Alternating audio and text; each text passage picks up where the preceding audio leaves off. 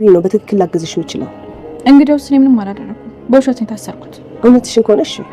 እውነትሽን ከሆነ ስትይ ለማናደድ ነው እንደመጣሽ ማለት? ተይኝ በቃ። ልትጠይቂኝ ስለመጣሽ በድጋሚ አመሰግናለሁ። እንዴ የምናወራውን ሳንጨርስ? እኔ ጨርሻለሁ።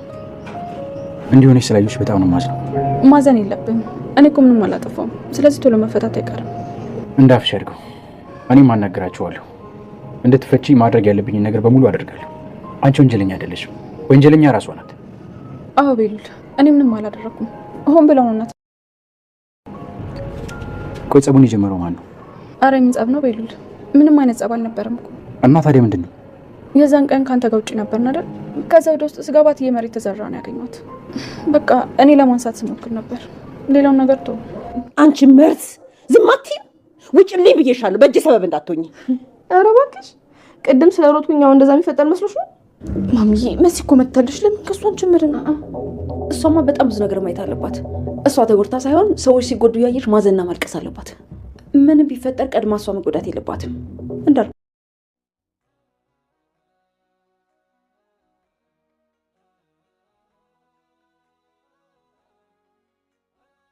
ሄለን መሲን ለመበቀል ብላ የገዛ ልጇን አሳሰረቻት።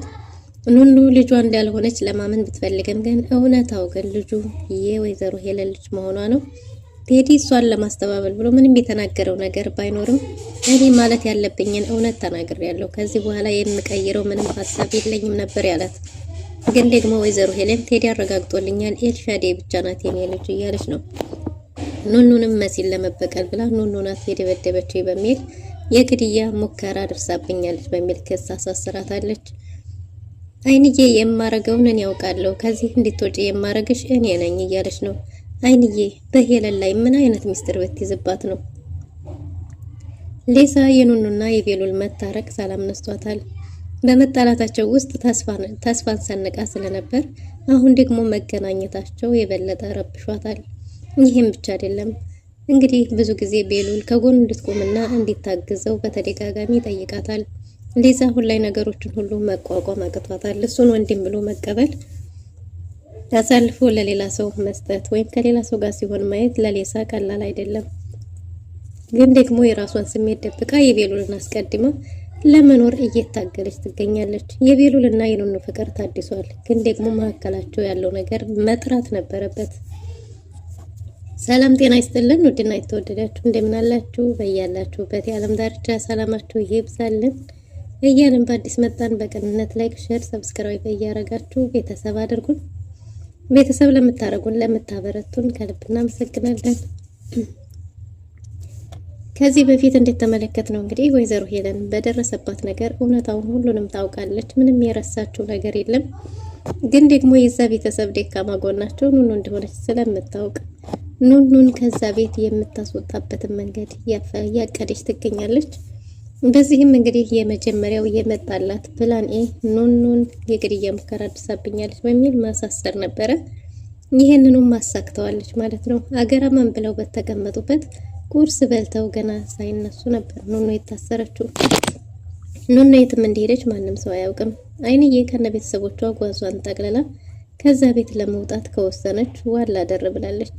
ግን ቤሉል ዛሬ ነገ ምን ማንም የለኝም ብቻዬን ጥላችሁኝ እንዴት ትሄዳላችሁ ብቻ በሚሉ በተለያዩ ምክንያቶች ዛሬ ደርሳለች።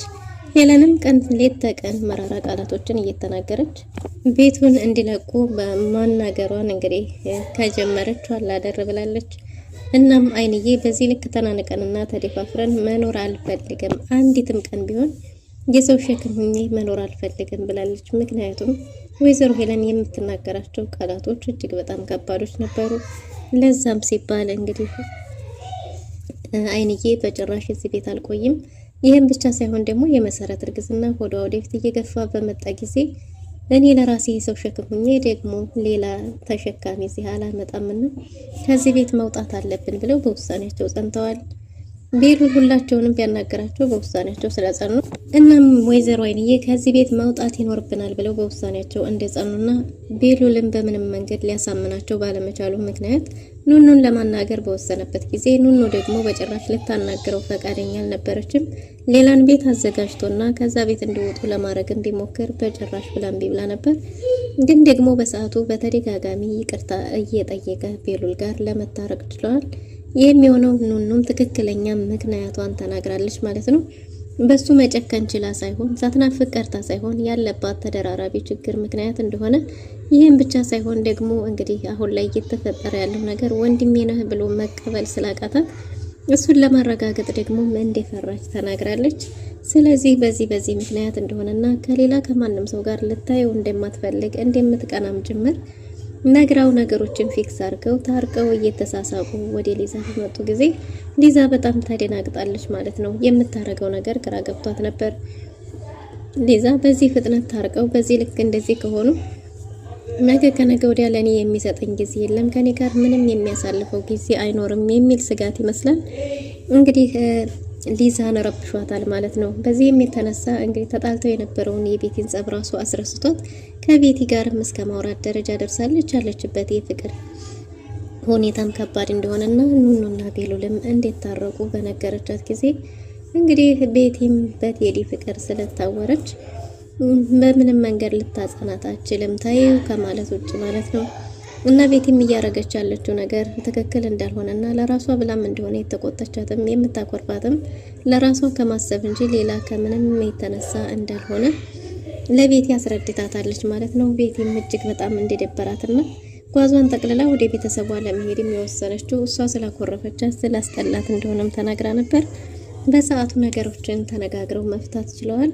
መሲብ ሊዛ አሁንም በድጋሚ ቤቲን ለማስረዳት ብትሞክርም ቤቲ ክፋቱ ሳይገባኝ ቀርቶ ሳይሆን የሚያደርገው ነገር ጠፍቶኝ ሳይሆን አልቻልኩም፣ ከሱ መራቅ በጭራሽ ነው የማልችለው እያለች ነው።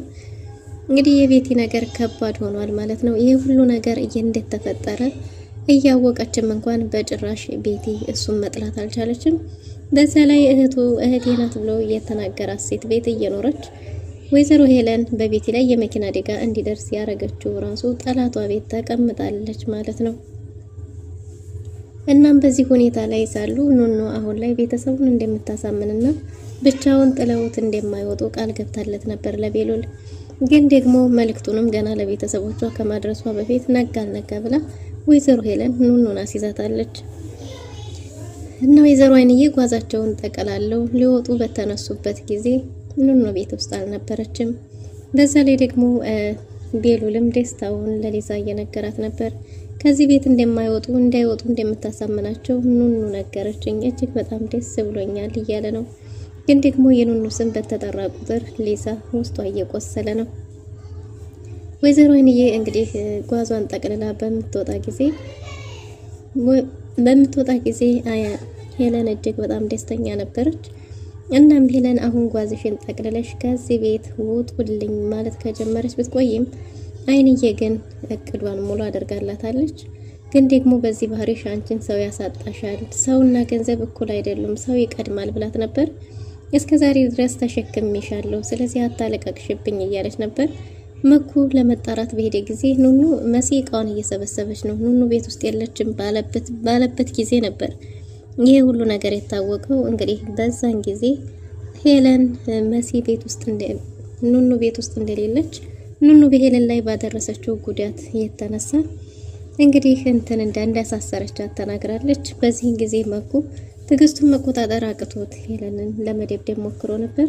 በጭራሽ ልጄ አንተ እንድታሳስትብኝ አልፈልግም፣ እውነት ነው ወይ የሚለውን ነገር ለማጣራት እየሞከሩ ነበር። እውነት መሆኑን ተናግራለች ማለት ነው።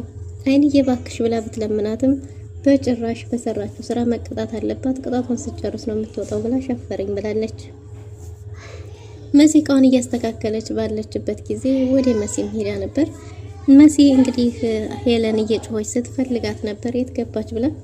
ግን ደግሞ መሲ ክፍሏ ውስጥ ጠብቃት የተፈጠረውን ነገር ነግራታለች። መሲ አሁን ላይ አዲስ ሌላ መረጃ ያገኘች ትመስላለች።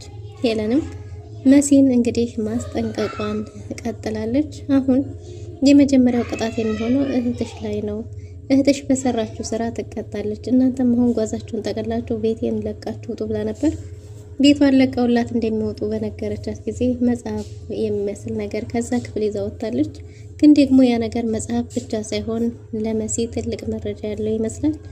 መሲ በኩራትና በድፍረት ከዛ ክፍል ብትወጣም ግን ደግሞ ሄለን ባደረገችው ነገር እባክሽ ብለው ሄለንን መለመን ጀምረዋል።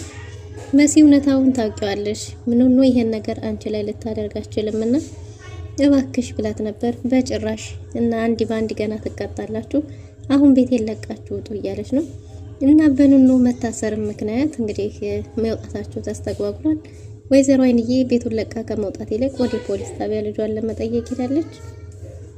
ኑኑም እንግዲህ በምን መንገድ እንደተፈጠረ በተጠየቀች ጊዜ ጧት ከቁርስ በኋላ ነበር ይሄ እንደዚህ ሆነው ብላለች። ለምን እንዳላሳወቃችሁ በነገሯት ጊዜ ቤተሰቡን ላለመረበሽና ሰላም ላለመንሳት እንደሆነ ምንም የሚቀየር ነገር ስለሌለ ንጹህ ነኝ፣ በንጹህነቴ ደግሞ እወጣለሁ ሁሉም ነገር ተጣርቶ፣ ነገር ግን የተፈጠረው ይሄው ነው ብላለች።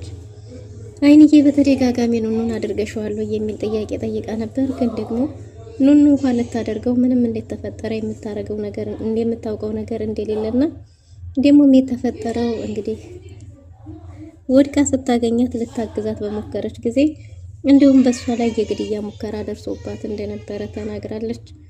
በዚህን ሰዓት እንግዲህ አይንዬ እኔ ያውቃለሁ ብላ ይዛተች ወደ ቤት ተመልሳለች። ምን ለማድረግ ነው? እባክሽ ለቤሉል ነገሪው፣ ቤሉል ያስፈታኛል። በዛ ላይ ደግሞ ከዛ ቤት የምትወጡትን ሀሳባችሁን ቀይሩ። ቤሉል አደጋ ላይ ነው፣ ብቻውን ትተነው በዚህን ጊዜ ልንወጣ አይገባም እያለች ነው። አይንዬ የመውጣት አላማቸውን እቅዳቸውን እንደማይቀይሩና ነገር ግን ደግሞ ይሄንንም እሷን ከእስር ቤት ለማስፈታት ለቤሉል መናገር እንደማይጠበቅባት እሷ ማድረግ የምችለው ነገር እንዳለ ተናግራ አይንዬ ተመልሳለች። ኑኑ ምንድነው እባክሽ እማዬ ብላ ለማወቅ ፈልጋ ነበር። ግን ደግሞ አይንዬ ጉዳዩን ለኔ ተይው፣ ሄለን ጋር ቤሉል ጋርም አይደርስም ብላለች። ግን ደግሞ አይንዬ ተናደደች ትመስላለች። በዛ ላይ የምታውቀው ትልቅ ሚስጥር እንዳለ ግልጽ ነው። በሌላ በኩል እንግዲህ መሲ ሄለንን ለማናገር ብትሞክርም ሄለን በሯን ዘግታ እምቢ ብላታለች። በዚህም የተነሳ ቤሉል ጋር ሄዳ የቤሉልን ቤት ክፍል በከባዱ አንኳኩታ ነበር። ለቤሉልም የተፈጠረውን በሙሉ ነግረዋለች ማለት ነው። ሄለን ኑኑን እንዳሳሰረቻት ጭምር ደግሞ በጉዳዩ ኑኑ እንዳላደረገችው መሲ እርግጠኛ እንደሆነች ለቤሉል ነግረዋለች። ቤሉልም እኔ ያናገራታለሁ ብሏል። ቤቲ ራሷን በመስታወት እያየች አስጠሊታ ደባሪ ነኝ እንዴ ለምንድነው የተወኝ እያለች ነው። እናም እንግዲህ በቴዲ የተነሳ ማልቀስ ጀምራለች ማለት ነው። ማልቀስ ብቻ አይደለም የመጨረሻ ውሳኔ ላይ ደርሳለች። ይህ ውሳኔ ምንድነው? ራሴን ማጥፋት አለብኝ የሚል ውሳኔ ላይ ደርሳለች። እናም ስለታማ ነገር ፒሳ ምናምን ለመፈለግ ኤልሻዴ ክፍል ገብታ ነበር። ኤልሻዴ በህይወቷ አንድ ጥሩ ነገር ሰርታለች። እንግዲህ ስለታማ ነገር በጠየቀቻት ጊዜ በዚህን ሰዓት ላንቺ ስለት ያለው ነገር አልሰጥም፣ ጥሩ ላይ አይደለሽም ብላታለች። በዚህን ጊዜ በግልጽ መሞት እንደምትፈልግ ተናግራ ነበር። እንግዲህ ኤልሻዴ በሯን ዘግታ ቤቲ በራሷ ላይ እንዳትወስን አድርጋለች ማለት ነው።